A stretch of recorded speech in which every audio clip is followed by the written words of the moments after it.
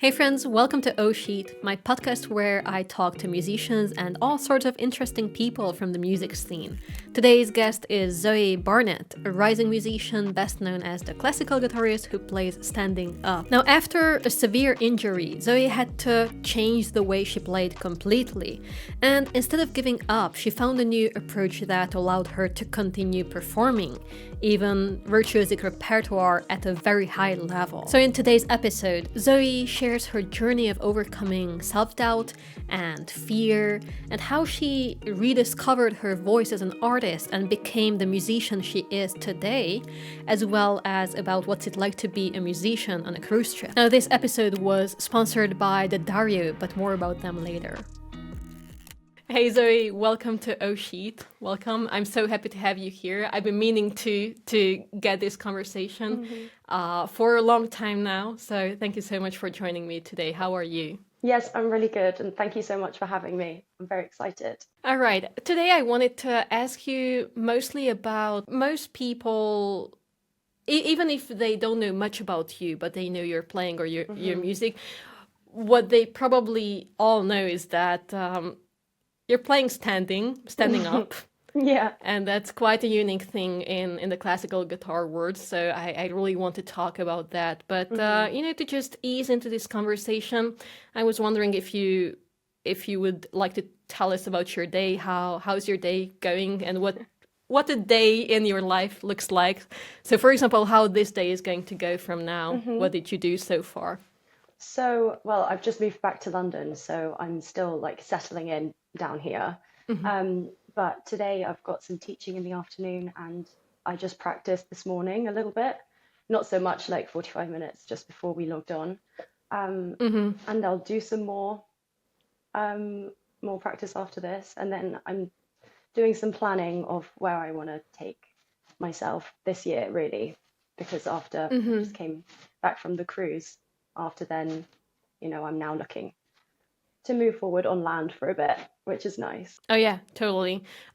Just two questions. Do you teach in like an institution form, or are you talking about private lessons?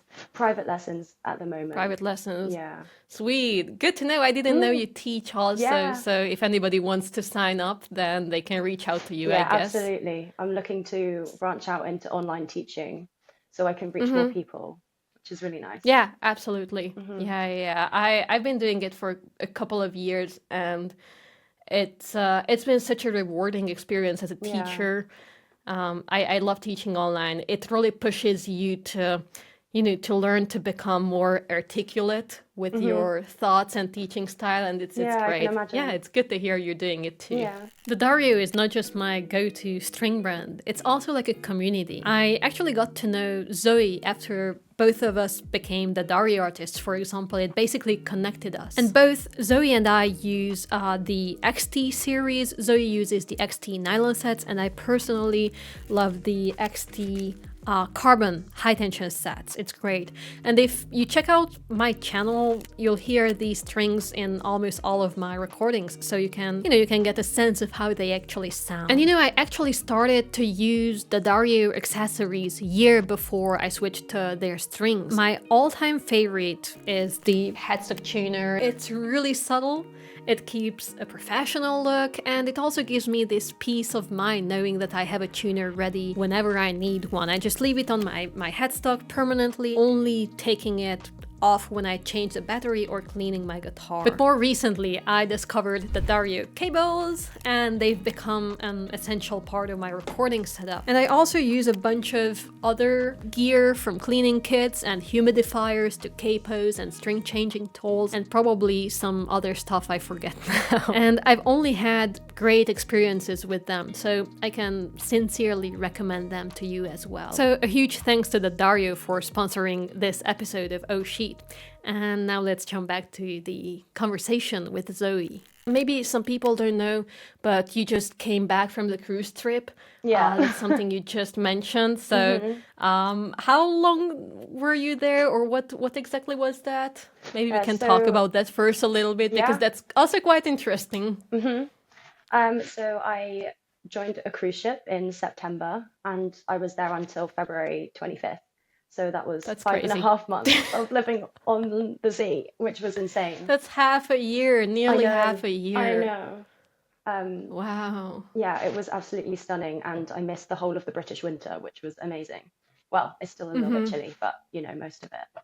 So And how did you get there? Like, how does a classical guitarist get on a cruise I don't really know. trip? What Um, did you play, or how? yeah, I so many can't even questions. imagine. Yeah, so entertainment is a huge thing, is a huge part of the cruise industry. And I had just graduated from the Royal College of Music, and I was kind of like, okay, what do I want to do now? So a friend put me in touch with a cruise agent. So yeah, I went through the agency, and from July, the end of July, the whole of August was me sorting out all of the documents, the visas, because there's a lot of paperwork that you have to do before you can join a cruise ship. And I imagine. yeah, and then I didn't, it wasn't confirmed until like the week before. So I got my flights and then I was like, okay, I'm going. And then my flights changed. And then I was like, oh my gosh, what's going on? I have no idea what's going on. Ah. So yeah, I joined in San Francisco instead of Vancouver because of some airstrikes. So it was all very last minute. Oh wow. Yeah, That's a major change. Like that it doesn't sound like was. a small thing. Oh wow. That would have freaked me out for sure. I was freaked out. I was freaked out. I remember I got onto the ship the first day and it's very overwhelming because it's quite regimented. Like everyone has done this, a lot of people have done this for a long time. And like it Hmm. is a well-oiled ship, and I got on, they take all of your documents, like your passport and everything else that you've had to gather for them. And they're like, right, okay, here's your cabin, and this is where everything is, right, go to work, essentially. Uh-huh. Yeah, and that was the first Okay. day, and I was like, okay, cool. So you would say they weren't really, I don't know, you didn't feel very supported in like managing it on the cruise ship, like you No, didn't have a good it was team? great management. We had a great team, Okay. and everyone supported each other in the entertainment department, which was really Okay. nice. Um, and yeah, it was a great experience, and it's nice to work as a soloist within a department because that's something that you don't really get so much being a Mm-hmm. solo classical guitarist, It's always like, oh, okay, cool, I'm going to freelance. But Mm-hmm. it was really nice to have a whole music department with not just like solo musicians, but like people in the band, like more contemporary musicians as well. So it was like um, a really lovely department, which was really nice. And what kind of pieces did you play exactly? Um, Classical repertoire? I actually played a lot more like contemporary and more like Uh-huh. popular stuff, which was actually really Okay. nice. And because I like wasn't physically able to do three sets or like three or four sets of like 45 minutes with a whole classical repertoire because I mean I could have played easier pieces, but that's not really what I had in my repertoire. I had like sonatas and a lot of Bach.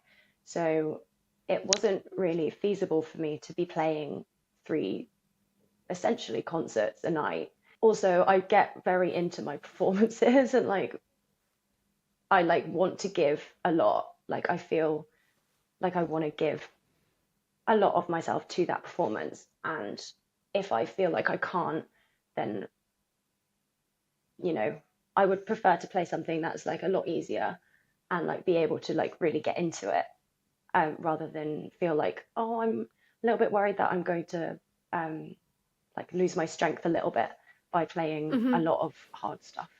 Oh yeah, totally. I can relate to that because every time I play at home, like Hmm. I manage my energy in a very like smart and efficient way. Yeah. But then when you find yourself in front of an audience, Hmm. you're on a totally different energy level. You're Yeah. giving everything you have Hmm. to the piece and to the whole performance. And sometimes even if I play in front of people, sometimes even simpler or easier pieces Yeah. can exhaust me almost. You know what I mean? So Yeah. because I'm just so intense in that moment Yeah. that even something that normally wouldn't challenge me so much, it gets me a little bit like tired. Yeah. I don't know. No, absolutely. And that's exactly how I felt. And, it was really freeing also because you don't really have the time to really worry about um, anything happening while you're on stage, like you have to get up there and do the job. And you find your own ways of like working around that, whether that be in like repertoire or like how you feel. And for me, it ended up being like a really relaxing thing because there's a lot more that goes on for crew members on the ship rather than just the work. You have to do like crew drills. You might be called in for like crowd control or like other little duties that might be going on that day because everyone who is crew is also part of like essentially like the safety team. Well, Uh-huh. everyone as a whole. So there's a lot more going on than just me playing guitar on the ship, which was really nice. That's And interesting. yeah. So at the end of the day, it was actually like really nice to be able to go to work and just be like, oh, right, I can relax now. I can like get up and play. Um, so yeah, it was a really like well-rounded experience, I would say. And how would you compare playing on a cruise trip, this lifestyle Hmm. to your, regular concert lifestyle? Because you give lots of concerts, you play Yeah. live a lot, Hmm. as far as I'm aware, as far as I know. Yeah. I think you play a lot live. And how would you Hmm. compare the two? And I don't know, what are some things that you like in either one Uh-huh. of them? Um, Or do you like any of them over the other? mhm. I like I really enjoyed playing and performing every single day on the cruise. It really made it like less intense because sometimes I think if you put everything into like this one evening, this one event, and say I haven't performed for like a few weeks, then everything is coming down to this one performance. But on the ship, it was like, okay, it doesn't matter if that didn't go so well. I can play it like in an hour, you know, and like you can. I had many times when I would start a piece and then I would just be like, right, I don't care. I'm going to play it tonight and like just get it going in front of people. And it was so easy to be taking new things, regardless of whether that was classical, a little small arrangement of a folk song or whatever. I could take that and work on it for like an hour in the morning and then play it in the evening, It was really great to get things up and running. Something that I feel you don't get so much when you're on land and you're kind of just working um, in your own room, kind of in your own studio. Something that I don't think I had even at RCM, at Conservatoire. So that was really nice. So what I'm hearing is that being able to play every day, and correct me if I'm Mm, putting this together the wrong way, or if I'm phrasing it wrong. So playing every day kind of like lowered the stakes of the yeah, performance, yeah, absolutely. and because the stakes were lower, you felt more comfortable to Mm, experiment and to be yourself and like express yourself, even if it wasn't perfect. Like taking risks mm, was something that it came easier. yeah, Am I correct? absolutely. Yeah, really nicely said, actually, because I came straight out of RCM after 7 years and straight onto the ship. And I got on there and I was like, oh my gosh, everything has to be perfect. And then slowly, as I went through the contract, it was really nice because I had to let myself go for the longevity of the work time, because I was on there for a long time. So um, nothing could be perfect all the time because there were so many opportunities that I could play things and, perform, which was really nice. It's just something that I really want to take forward now. And I think it was a good Uh-huh. experience from coming out of conservatoire. Yeah, I just wanted to comment exactly on that because Mm, sometimes I feel like if when I'm looking back at my university years, I feel like university, it was great. You know, it was fun. It was really, really useful for me. But it's also kind of like growing in a bubble. Yeah. It's like, you know, it's like I'm this little flower growing under this growing lamp in Uh-huh. the greenhouse. And then eventually, when I look like, I don't know, I look somewhat, I don't know, like I'm gonna survive the real life. The little gardener just picks me up Yeah. and puts in the yard or in But the like garden with no under the other real related sun. plants. Oh yeah, You're just totally. there like, oh, I What love do I do that. now? So is that the sun? And am I supposed to grow under that? And you know, it's just all of a sudden, it's it's completely different and similar at the same time. So you have some like path and ideas and hints, but still like being at the university is like growing in this bubble, and no matter how well your teachers are trying to prepare you to what you can expect in the real world, what's going to be out there, they can't really. I You know know. what I mean? I Yeah. always feel like that. And the way you phrase this makes me feel like, okay, you're going through or you went through something very similar. Yeah, absolutely. I think also you just go through different seasons in your life, and I feel like I've now just like restarted um because RCM was such a long period of time, which I think, Uh-huh. you also change so much as a player and a person when you're going going through um so many years of like really intense development, you know. And then I think being on the ship was also such a bubble. It was like even smaller greenhouse than Mm-hmm. RCM. Um, Right. so because there's only like a few people that do a specific job, right? So you're very individualized, which is really great. Mm-hmm. And, you feel like you're part of like a really small team to um, create something for a lot of people that are really like enjoying it, which is really nice. So like the guests, like we're all very like guest facing. Um, so that's also like another little growing bubble. So, Absolutely. Yeah. and now I'm out of it. I'm now like, okay, breathe. It's fine. Now I'm in the garden with the sun, I feel. Right. And you know, I was wondering how would you like could you describe your academy years with like Mm. one sentence, like the motto or like the purpose of that, and Yeah. how this season, like the different seasons of your life, because you said they are like different seasons, and I Mm. think these different seasons have their own purpose or like they have their own priorities. Mm. And what's what are the different priorities in your what were the priorities in your academic Hmm. years, and what's your priority now? I see my RCM experience as like within that, it's kind of split because I had 4 years of my bachelor's when I played sat down, and then I had another 3 where I played standing up. And I Mm-hmm. feel like the development that I made in my time standing up outweighs the first part by, I can't even compare the two. I think I was, you just go through stages of growing up. And I think in my bachelor's, I was, I wasn't quite, I didn't really click.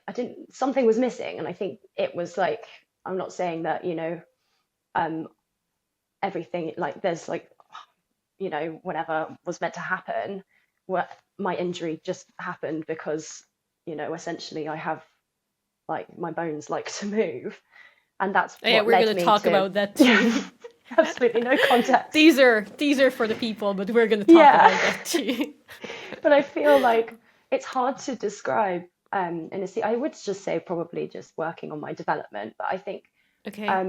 having to go through that injury and such a drastic change really helped me develop as a player, but as a person. And that essentially, like me growing a bit more and like having to have gone through that experience really helped me to figure out, oh, where do I want to go now? what do I want to do? What pieces do I want to play? How do I feel when I play now? A little bit more than I did when I first started, when I was like a little bit more like, oh, what's going on? I don't know.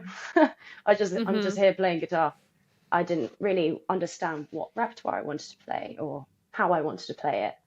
And then I think going through and having to make a big choice in terms of like my playing and technique, that led me to the player I am today. As cheesy as it sounds. I know. God, it's awful, isn't it? That really long-winded answer. No, I love that. I love that because it also, brought some light over the fact that even though you spent so many years at the Royal Academy of Music in London It was as a Royal student. College. I'm sorry. Oh yeah, sorry. No, it's college. okay. I'm sorry. It's okay. So even though you spent so many years as a student there, it still had this really interesting arc, like starting as someone who's just trying to figure out things. Like I feel like we all start as, I want to say it, we have this default guitarist phase when we're just, we are a classical guitarist, whatever that means. We're like, there's this mold, that classical guitarist shaped mold, and we're like poured into it, and we come out as the default guitarist, and then that thing that comes out of that mold starts to take its own shape, like bits and parts change, and some things are getting lost, some things get added to that, and that's how we become our true self as a musician. And I loved hearing how you also feel like you when you said something was missing, you didn't know what to play and how to play it, you just knew you wanted to play guitar. And I think that's how most of us start. And then your injury and your self-development added to those, those little bits and parts, and then you became who you are now. I think one of the most interesting thing one thing that I found extremely interesting about your journey is how you how you overcome this injury you had, and how you found a style that still allowed you to play, and not just to be able to play, but also to remain true to yourself and to stick with the difficult repertoire you want to play, because you play some really difficult stuff. And honestly, I tried to play standing up a couple of times. I'm still experimenting with it. Amazing. I can't find a comfortable Really? position. No matter what I do, I always have to, I feel like I have to hold my left hand, and it gets like my biceps, it gets really sore after interesting. like a couple of minutes. How are you? Maybe I will get maybe I will get your idea on that. absolutely. How are you holding it? And what are you using? Well, the problem. Okay, I don't know if this is gonna be interesting for people, but we're gonna roll with it now. So, hang on. I have two guitars. I have this one. So the thing is, my normal guitar position is a little bit more tilted. Like, hang on. Right. Yeah. So I'm not pulling it into my tummy like that. Yeah. The guitar lift is that's what all closer the to books my say. knee. That's Yeah. Guitar lift is a little bit closer to my knee, and I tilt it over to myself. It is how I got used to it. I see, yeah.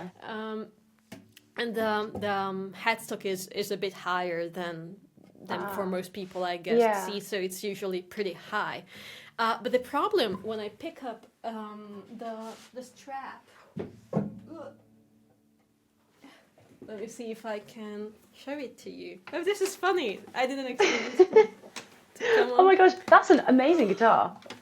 I know, it looks lovely. That's so cool.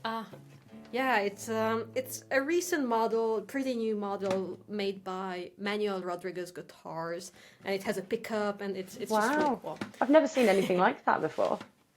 Yeah, I think it's quite special. So when I sit down like this, my problem is that the guitar gets on my, it's Yeah. Mm-hmm. squeezed to me. And I can't find a position where I can tilt it like I Yeah. normally do without getting it far from me. So I feel like I don't have a really good look. I can't see much, and I can't Right. bring it to me like I would normally do. I mean, I've also got mine over here. Okay, this is Um, great. so mine, Awesome. my button is a little bit further in than yours. Uh huh. Mine's on Okay, what do you call I see that. what do you call this Uh part of huh. the guitar? I've forgotten. Um, I have no idea, but to show it to yeah, people, this is so what we are talking about. mine's right, like my maker Nick Brownwell, he literally was like, okay, right, let's, because he makes a lot of jazz guitars and acoustic guitars. He was like, Uh huh. right, what works for him is popping it right on the other side. So obviously I'm playing like this. Um, Uh huh. so yours is here, right? Mine's on the other Yeah. side here, Uh but then huh. my strap is coming over my shoulder like this. Most of my contact is actually like, you can't see because of my top, but most of the contact isn't actually on my stomach. It's actually higher up, like mostly Uh like huh. on like this area. Well, a little bit, yeah. I do bring my head over, which isn't like great. I try and keep my head like Uh going huh. up. It is really quite high. I mean, this upward Yeah, curve is quite high for you. it Is it is. is it because of your left hand to get a good access with the left hand? Um, Not really. I've always liked having the guitar higher because Okay. when I do place that down now, very I feel very like not out of control. It's just like further away than what I'm used to now because Okay. like I had a lot of Alexander technique work Mhm. during the my injury and then also after. And my teacher Judith Kleinman was like asking me to like bring my hands around the body like very in a neutral position, right? So Okay. Uh huh. trying not to like move and Uh like huh. move my body in the way that it wants to, like this, but instead keep myself in a neutral position and then just bring my arms around like that. Do you see what Uh I huh. mean? But it's obviously not for everyone, and it's kind of just about finding the position that works for you if you want to play standing, because some people use different contraptions, and not everyone wants to drill into their beautiful classical guitar. Oh yeah, totally. It's just No, I'm the just way of really it. interested in because I think it's really freeing. Mm, It is it is a very different kind of experience than playing sitting. So hmm I'm really I really want to figure it out. Yeah. I just don't. I haven't seemed to find my way to hold hmm it. So what would you suggest for somebody who wants to? For me, what would you suggest? How should I approach this? What should I look hmm for? What are the feelings I should look for? I think you should approach it with a completely neutral mind. I think it's always going to feel weird. It's always going to be a completely different technique than what you're used to playing sat down.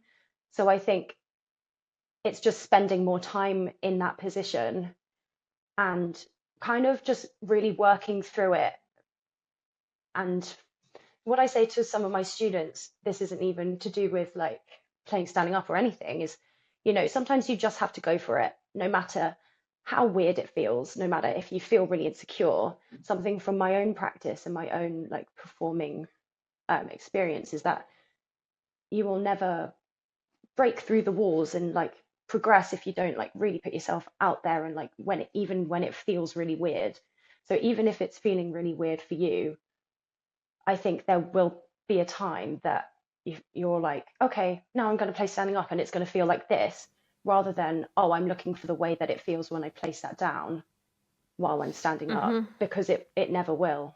essentially. I see. Yeah. It's quite funny because it reflects on what I was just saying, how I immediately started to say, yeah, this is how I sit, and Yeah. the guitar is tilted like that, and if I stand up, it's not tilted like that, and how can I make it to be tilted like that Yeah. because I want to be tilted like that. Yeah. And I couldn't really let go of this preconception I had from sitting, from playing while sitting. That's But it's interesting. completely understandable because, we spend so much time in that position. And I think the reason why I found it, um, you know, I felt so comfortable. That's when I knew it was right for me, was as soon as I popped the guitar on, when after Nick had put the strap on, I went back to RCM and I was like, this feels so natural. But I had also not played for 6 months. So I had completely gone through a lot of physical therapy, mental therapy, and I hadn't been a part of really the guitar playing world for that amount of time. So I kind of had a fresh slate to like move forward with it. And it was kind of like the realization that, oh, if I want to play, this is how it's going to be. But I used to play the flute and I used to perform, obviously playing standing up like solo. And I think I always was seeking that freedom when I was playing guitar, but I didn't know what that freedom was. And, ultimately for me, that is being able to feel like I'm moving and more free with it. And I feel like I just can sense the music in a better and, in a more personal way for me. I love looking at wind players, but specifically at flute players when they perform. It's just their whole bodies playing the Yeah. music. It's just they have this beautiful, fluent economy of movement. It is like Yeah. the economy of their movement is part of the music, and I find it also very very beautiful and so naturally tied to the music they play. It's Yeah. great. I was thinking if you would have gone through this same major change, like if you would have started to stand up and to make this as your default position, if you Yeah. didn't had to skip such a long time of playing, if you had to be, because here's what I went through.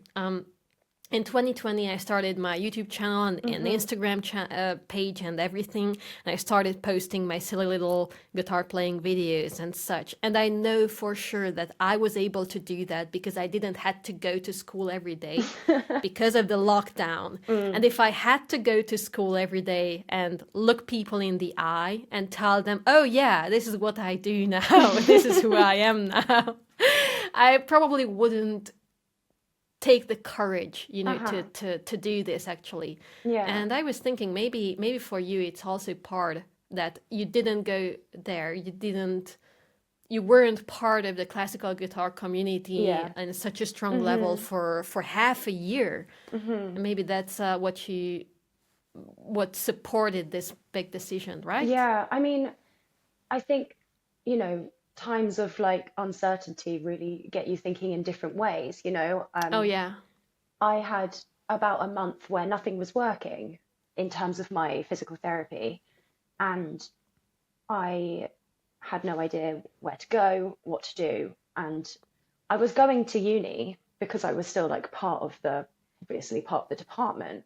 So for some context, this was the end of my fourth year. So I was meant to graduate. I was meant to do this huge recital, that you work 4 years for. And that had completely dissolved. And I lost a place actually at the Academy of Music in London. Oh wow. I had accepted to go there. And that was lost because, to do a master's, you have to have a bachelor's, but I didn't have a Of bachelor's. course. So yeah, I do think that times of uncertainty in a way give you a freedom to think in like more in a different way, maybe more creatively, because you're like, maybe what can I do with my time, like what's not working right now. And I think that's what, for me, I was so confused about what was going on, because yeah, I practiced a lot, but it wasn't like I was practicing 8 hours a day. So I was very confused as to why this had happened to me. Um, and then, so I had this period of where nothing was working. And I could not tell you what I did in that month. I literally have no recollection of that month. I must have just, I was just like existing. I was like, my whole life I've played guitar. Eating and now I can't Cheetos play guitar. in a hoodie. Eating Cheetos from your hoodie. Most probably. And just like being like, right, what's going on? Because I didn't really have the ability to do much physically anyway. I had to,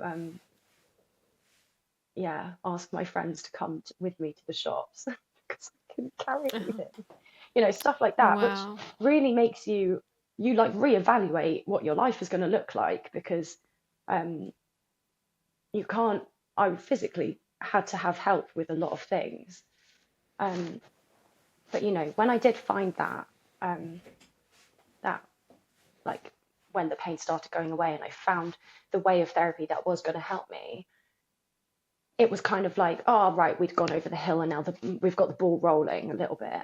And then I started being like, can I play? No, I can't. I couldn't place that down. And then the reason why I felt like it was going to have to be standing was the pain had gone. So I was having regular osteopathy. The pain had gone for the majority of the day. The only time it would hurt was when I was like sat on the sofa watching TV. And then I was like, this is really weird, because it wasn't hurting like an hour ago. And now my arms are like, I was like this, like, and then it literally like something just clicked. It was like in the movies, when you have a realization and it's like, oh my God, that's it. But like, it was ridiculous. And then I was like, oh, because, I'd got to that point. And then I started playing on my fridge. I would have the guitar like on the table. So this is now resting on my desk. Oh, and wow. I stood behind it like this and I started playing. And I've got the video of the first time that I did that. I played West Coast by Helen Sanderson, which is like, a little grade 4 piece that I used to play. And now hey, the rest is history, But after that Wow. point, it was like it was about a month and a half, and then I was back to college and I was like playing again.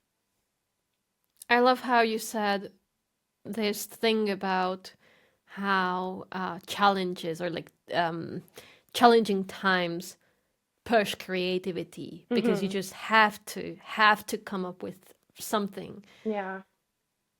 And that's sometimes, it feels good. Comfort feels so good. It's just so good to be able to rely on your body, Yeah. to know what's going to happen, to feel safe and to have like a roof over your head, all these things. But then, the story and the rush something like this can give you. Like, Yeah. oh my God, this is not working. My body is not working. I have been building this life for, I don't know, 10, 15, whatever years. And my body tells me no more. And just, just imagining the rush from that. Wow. Holy shit. Okay, we've been talking about how you were overcoming this injury a lot now, but we kind of like kept it a secret. Yeah, what was I know. it? So I think we should give a little background to this at this moment. So can you please tell us about what was this injury? How did you find out, and what were the symptoms of it? So I was never formally diagnosed with anything, which makes it quite Okay. a difficult one to navigate. Basically, I had a Yeah. rotation in my lumbar spine, which is like the lower part of your back. And Okay. essentially, and I also had like rotated hips. So there was, I'm obviously, Rotated how? Like Um, this, or like no, it's turned, just what or my osteopath said. Okay. We'll take Basic- it. Yeah, so the reason that was happening was because I used to play sat down like this. Oh, Yeah, I know. wow. So I never found a sitting position that was really, really comfortable for me. Um, I tried a lot of different things, but I always felt like I think I didn't. What I like about playing standing up is that the guitar is just on me. It's kind of like Mm-hmm. the opposite thing. I don't like feeling like I have to hold it like Mm-hmm. with my arms, like the contact points. And I think I just did this to kind of like compensate for that. Um, so like even when I do that now, I can feel like it's not, Mm-hmm. yeah, it's not great for It's not my quite personal right. Uh-huh. body. But yeah, so I think it was just built up over years of me playing sat down in different ways that just wasn't healthy for the type of body that I have. And like, genetics and all of that play a huge role because I was speaking to my teachers at RCM and, they've, um, Gary Ryan hasn't had an injury in his life. And like, some people play for years in a You were sitting. studying with Gary Ryan? Yeah. Holy shit, that's awesome. Yeah. I'm Yeah. sorry. Yeah. That's He's that's so that's great. really awesome. And now Wow. he's head of strings at the Royal College of Music. I didn't know that. Yeah, That's awesome. I'm it's sorry to great. stop for No, no, no, stopping that's you. okay. Um, but yeah, they were. So I studied with Gary Ryan and Chris Stell, and they were both so supportive, um, so supportive through my whole injury, which I'm so grateful for because it wasn't an easy time. But yeah, so essentially I had a rotation in my spine and um, hips just out of whack, and that was giving me nerve damage around my body. So like my legs would go numb at random points, like all tingling in my back and stuff. But the main symptom was I would have like searing pain up my forearms, both forearms. Hmm. And that's why I thought I had like repetitive strain injury because the root of the problem was elsewhere. However, it was manifesting itself coming down my arms, which is absolutely bizarre. Um, but also another thing that I had was I had very internally rotated shoulders as well. So basically, I was stuck like this. Like, Like a yeah, hunched, or like, I'm not yeah. sure what's the right word there. I think the Uh-huh. closest thing to what what it is I don't know what it's called, but you have like flared shoulder blades. Essentially, your shoulder blades come out of place and Uh-huh. kind of allow, I think, your shoulder blades to Okay.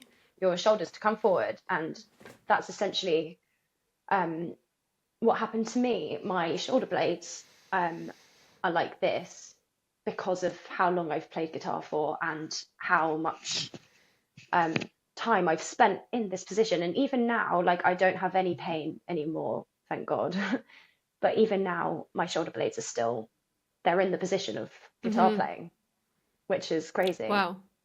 Um, so yeah, so I had the pain coming up my forearms and I couldn't lift anything up without it really So it hurting. hurt that much. Yeah, You just couldn't lift simple things up. yeah, like when it was so bad, like it was hard to hold a tea.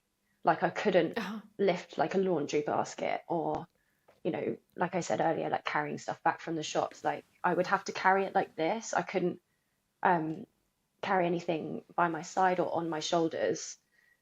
Um, and the nerve damage was crazy because I would pop a bag on my shoulder and then my other leg would go numb. And I was like, I was just very confused because nothing was making sense at the beginning point. Because there was lots of different things going on. Mm-hmm. And yeah, I had to give up playing very quickly because the one thing that made it very, very bad was the intricacy of, you know, individual movements in the hands. That doesn't sound fun It wasn't fun. for a It guitarist. wasn't fun. Yeah. And how long did it take to sort this out? So from the emergence of the symptoms, how Mm. long did it take to you to feel like, okay, I found a solution that works? Um, yeah, about 6 months. So About six yeah, months. about six Hmm. months. I can never remember quite when it happened. I think it was March, April time. And then I went to Nick, who, so that's another story of how I became involved with Nick. Um, but I went to Nick at end of August, and then Uh, Sorry, once again, Nick is the guy Nick, who yeah. So I he's play, a luthier yeah, basically, or okay, he's a yes. luthier. Cool. Um, so I play his guitars now, and the Okay. reason why I met Nick was because so my mum is a guitarist, and she had a really light guitar Hmm. um, of Nick's. She bought it from Paul Gregory, who's based down in Brighton in the UK, and she had this guitar that she was playing, and she essentially gifted that to me because it was small and light. Um, Hmm. and then it just so happened that Nick builds a lot of more popular guitars, so he knows about the buttons and the straps. And then, yeah, it was the start of a really lovely collaboration that I now have going with Nick, and I'm very grateful to him.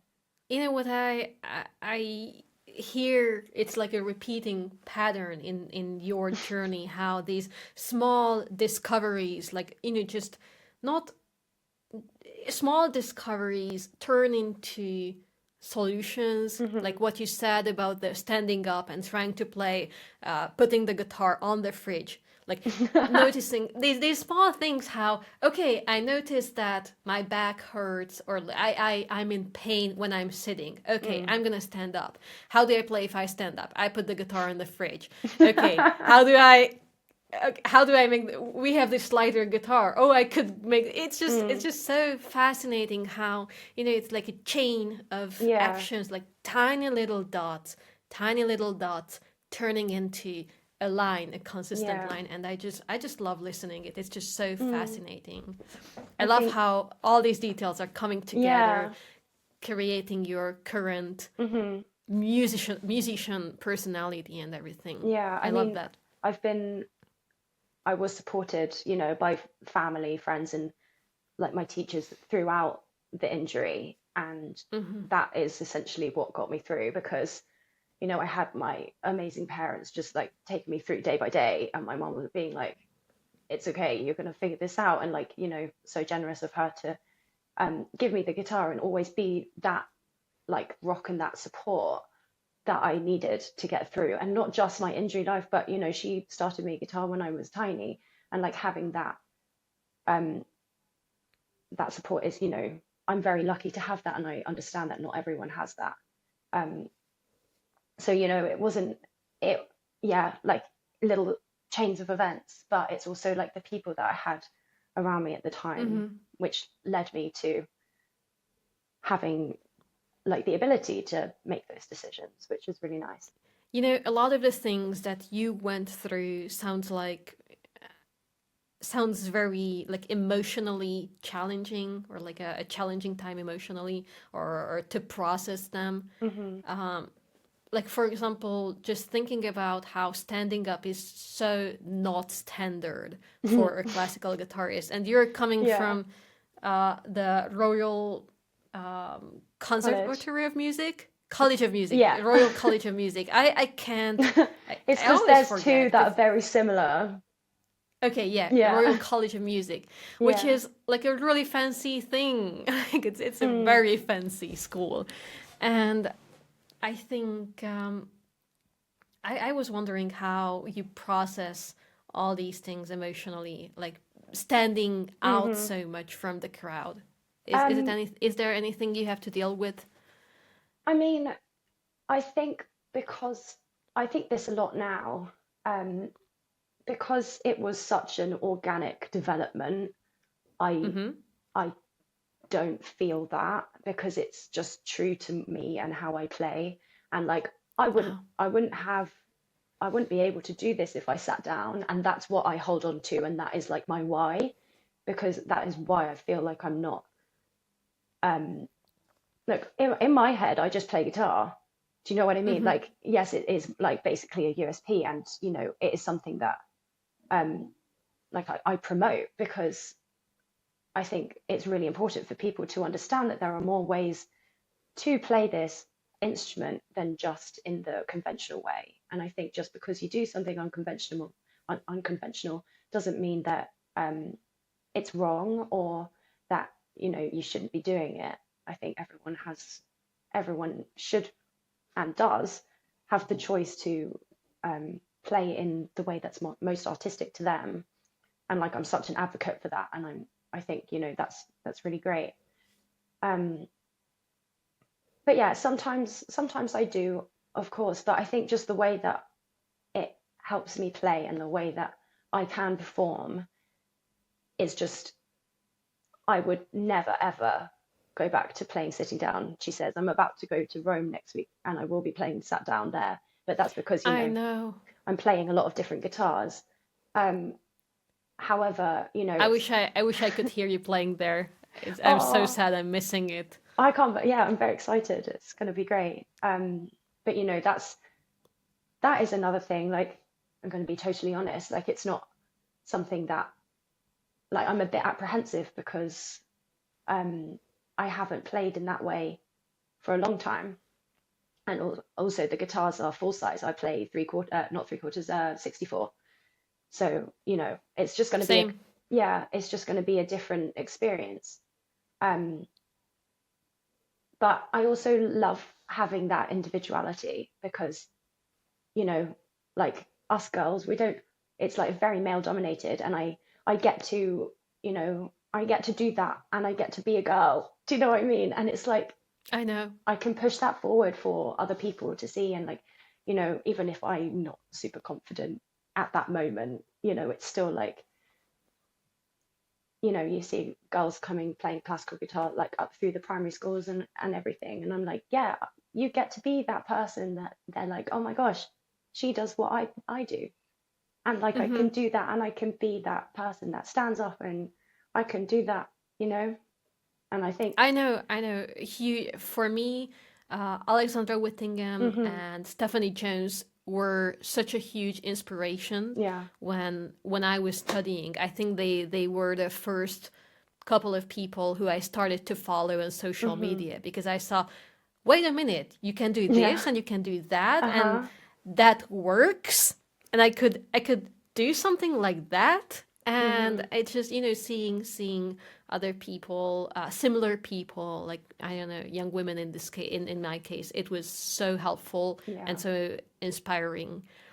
Yeah, you know, and it's also what you said. It's also making some compromises, right? yeah, Because you want to go there, you want to you want to do this for yourself and for your community as well. hmm And if that means that you're gonna have to sit, you're gonna sit yeah, because things cannot be ideal all the all the time, time. right? Yeah, absolutely. And that doesn't take away from me as an artist at all. Um, because, you know, I wouldn't be standing up if I didn't play sitting down, you know, I wouldn't have got there. So it's not Hmm. like I can just rule out playing sat down. And I'm Oh very yeah. fortunate to be in the position where I am strong enough to play sat down, and I am well enough to be able to do my job in the way that actually like put me out for that amount of time. So Yeah, and it's yeah, it's not like a circus trick. Like, you're not losing yeah, your personality or something exactly. if you sit down. It's not like, oh, she can play But you sitting know, down. it's What's actually this? it's very interesting because I'm sure there's going to be people, you know, at the expo that haven't seen me play standing up. Uh-huh. Even though it's going to be in my head, like I'm going to be like, oh, this feels really strange. Um, Mm-hmm. but you know, I did an Erasmus and a university exchange in the Netherlands, and I had to take my way of playing standing up to a different conservatoire after being at RCM for 6 Oh years. yeah. So that was really interesting, and it was um, it was really well received. And even Pavel Steidl was like, I play standing up sometimes, and he had Mm-hmm. his little string support. So That's it's sweet. it's coming into more prominence, I think. Oh yeah, I have seen it. You know, I think it used to be a bit more stigmatized, maybe, by more like elitist guitarist. I don't know what to say or how to label that. I don't want to label that as a mean thing, but I think people didn't feel comfortable about classical guitarists playing standing up for quite Yeah. some time. But I see it becoming more and more common, not very common, or just generally an option. Yeah. I think I mean, again, it happened because I was in a lot of pain, so that's why it feels just normal for me now. But I can understand why people think it's a little bit, untoward because it's, you know, people thought that it wouldn't be as successful as playing sat down. I think that's what it is. Um, but to be honest, I've found it the complete opposite. I've been way more successful playing standing up. Um, so yeah, it's just whatever works for you essentially. And times have to change, times have to develop. And but the Right. only way that it's going to get there is if like stuff like what happened to me happens and then I decide to take it forward, or like that's just an example, but yeah, like I saw the Katona twins play standing up for like an encore when I was younger, over the head, like yeah, great, oh my God, that was so good, but like over my head, no, not once did I ever think I would be doing that. Do you know what I mean? Uh-huh. Yeah, yeah, So totally. you see people do it, but I don't know, it has to be like that little clogs, those are shoes. Click, Cogs click, clicking. or Yeah. click. Yeah, okay. I see your point. I see what you Yeah. mean. Totally. I want to be respectful with your time, and I've been keeping you It's here for okay. quite some time It's okay. now. I love to chat. But sweet. There's still one thing I Mm, was wondering because how the way you said you've been maybe more successful. I think maybe that's how you phrased it. How mm-hmm, you've been more successful as a guitarist since you're standing mm, up. Uh, Maybe it's because it's more memorable or it's very recognizable yeah, for audience and for people, fans, and even organizers. Um, but also, I think this situation that you are recognized now more as an artist than you were a mm-hmm, couple of years ago, mm-hmm, it brings you some more performing opportunities, like recording with Sika's guitars, which mm, has been like a massive success. It has like yeah, 500,000 views, that concert almost. you played over there. My dad And sends me the views when it goes up. I'll oh, get a that's so message like sweet. out of the blue, and it's like it's gone up like like 500 views or something. It's really nice. Oh my goodness. If everybody had a dad like I that. know. That's sweet. So that's one thing I noticed where you were sitting down, and now you were Yeah. talking about the Roma Mm, Guitar Expo, which is going to be next week, yeah. where you also have to play sitting down. So Mm-hmm. it sounds like there's a little conflict because I know. you became more popular as a Mm-hmm. standing guitarist, but now you're getting sitting opportunities I as a know. player, I which is mean, quite funny.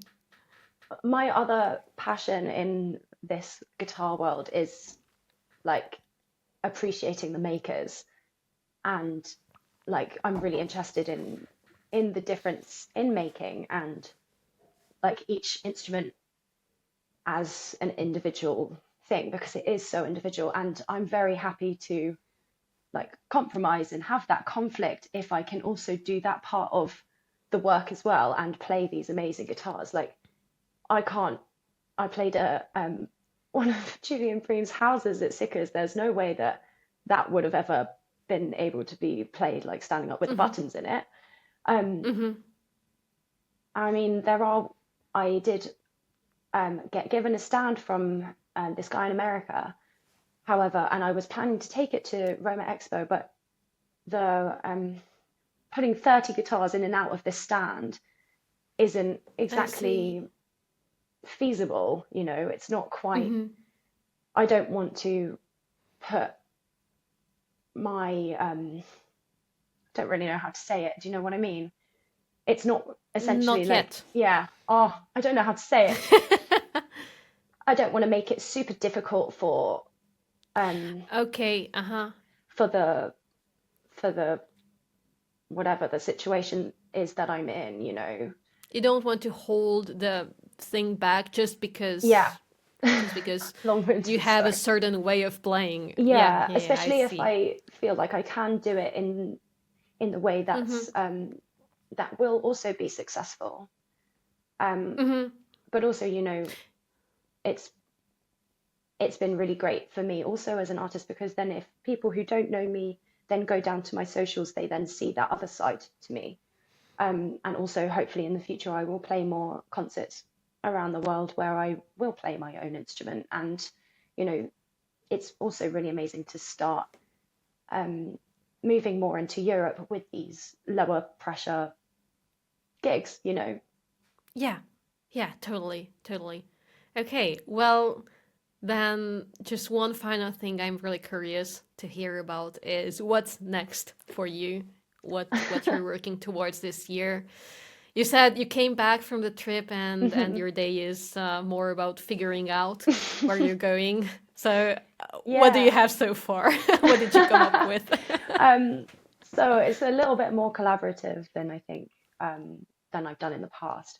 So I'm looking to kind of have more like immersive events starting in London, and Hmm. like layering these events with different types of art, whether that be like visual or, other musicians, other people that, Wonderful. yeah, that do more like artistic things, but like bringing that together. So I can play these solo concerts, but I can also bring other people together, because I love playing solo. But, surprisingly, unsurprisingly, it does get quite lonely sometimes. So it's really nice to share Wow. that, you Who would know. have guessed, right? Mm, yeah. And like, I love to interact and collaborate. And I spent so much time working in my own single practice room over the last 7 years, and then, on the ship playing on my own. It's really nice to feel that I want to push it in a more collaborative way. I can relate to that a lot because this is part of the reason why I started this Hmm. podcast. This is my way of coming out of my little room, even though Hmm. I am in my little room. But to be able to talk to like-minded people, Hmm. it's something I felt like, okay, I need that. I need to be surrounded by other artists and similar people, and just to have a chat with them. Hmm. And yeah, that's very relatable. That sounds very exciting, and I can't wait to see how it's going and Thank you. yeah, where this journey is gonna take you. Yeah, God knows. And yeah, yeah. Good luck on the Roma Expo next Thank you. week. I'm Thank you sure so it's gonna be much. awesome, and I hope you will love it.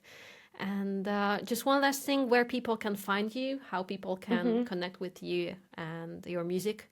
So mostly over on Instagram, just at Zoe Mm-hmm. Barnett Guitarist, and then it's the same for YouTube and Facebook. Okay, we're gonna put that in the show notes and the description. Thank you for Thank being you. here. Thank you so much for having me.